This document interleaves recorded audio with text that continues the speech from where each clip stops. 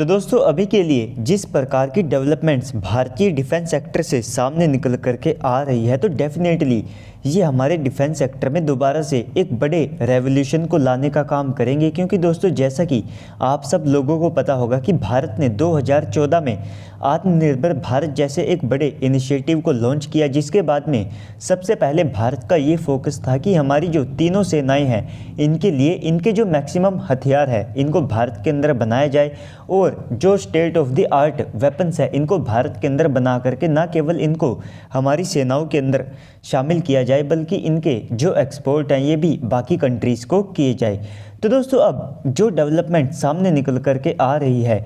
तो ये इस ओर इशारा करती है कि दोबारा से हमारा जो डिफेंस सेक्टर है ये अपना एक नया इतिहास रचने वाला है। क्योंकि दोस्तों इससे पहले के जो हमारी सेनाओं के द्वारा हमारी जो कंपनीज है इनको ऑर्डर दिए गए हैं तो उनमें से ये अब तक का एक सबसे बड़ा ऑर्डर होने वाला है। तो दोस्तों वीडियो को शुरू करने से पहले आप सभी लोग वीडियो को लाइक करके कमेंट सेक्शन में जा करके जय हिंद कमेंट कर दीजिएगा। तो दोस्तों अगर आप एविएशन सेक्टर में देखते हैं हमारे डोमेस्टिक ऑर्डर की तो हमारी जो HAL है इनको 2021 में हमारी वायुसेना के द्वारा एक 83 तेजस Mk-1A स्टैंडर्ड की जो फाइटर जेट्स हैं तो इनको प्रोक्योर करने के लिए एक कॉन्ट्रैक्ट दिया गया था, जिसकी जो अमाउंट है वो लगभग $5 बिलियन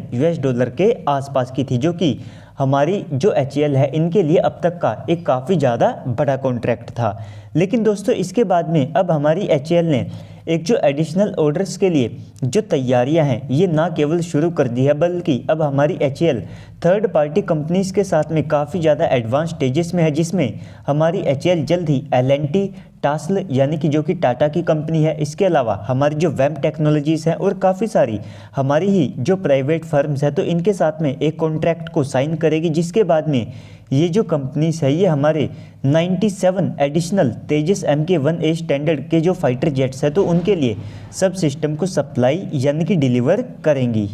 और इस बार हमारी वायुसेना तेजस Mk-1A फाइटर जेट के जिन ऑर्डर्स को प्लेस करने वाली है तो ये संख्या में लगभग 97 के आसपास में होंगे, जो कि हमारे जो एविएशन सेक्टर है उसको अब तक का एक सबसे बड़ा बूस्ट देगी। इसके बाद में हमारी जो प्राइवेट फर्म्स है इनका भी जो कॉन्फिडेंस है वो काफ़ी ज़्यादा बढ़ेगा हमारे खुद के वेपन्स को लेकर के और हमारी सेनाओं को लेकर के कि ये भी अगर state of the art weapons को यहाँ पर पुश करते हैं तो इनको भी डेफिनेटली काफ़ी ज़्यादा जो प्रॉफिट्स हैं ये आने वाले समय में हो सकते हैं। इसके अलावा इतने ज़्यादा बड़े नंबर के अंदर प्रोक्योर होने के कारण जो तेजस फाइटर जेट है ये खुद में ही इस्टेब्लिश हो जाएगा, जिसके बाद में जो बाकी कंट्रीज है ये भी इसके ऊपर और ज़्यादा भरोसा जताते हुए इसमें अपना इंटरेस्ट शो करेगी और ये ऑर्डर अपने आप में ही तेजस के लिए एक बड़ी एडवर्टाइजमेंट के तौर पर भी होगा। और इसके बाद में तेजस पहले से काफ़ी ज़्यादा वर्सेटाइल प्लेटफॉर्म है, तो ऐसे में अगर 97 और एडिशनल तेजस Mk-1A फाइटर जेट यहाँ पर खरीदे जाते हैं तो डेफिनेटली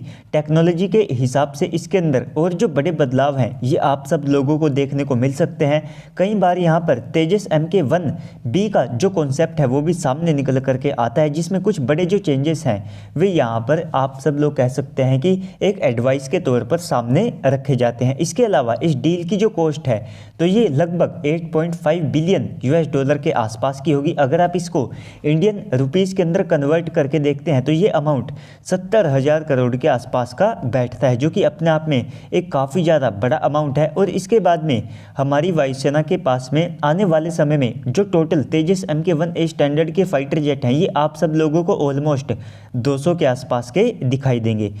और हमने 83 तेजस Mk-1A जो फाइटर जेट ऑर्डर कर रखे हैं तो उनके लिए HAL अपने प्रोडक्शन रेट को 16 एयरक्राफ्ट पर ईयर और इसके बाद में 24 एयरक्राफ्ट पर ईयर के आसपास करने वाली है। और अगर ये और ज़्यादा बड़ा ऑर्डर इनको मिल जाता है तो ये जो प्रोडक्शन रेट है ये HAL की प्रोडक्शन लाइंस के अकॉर्डिंग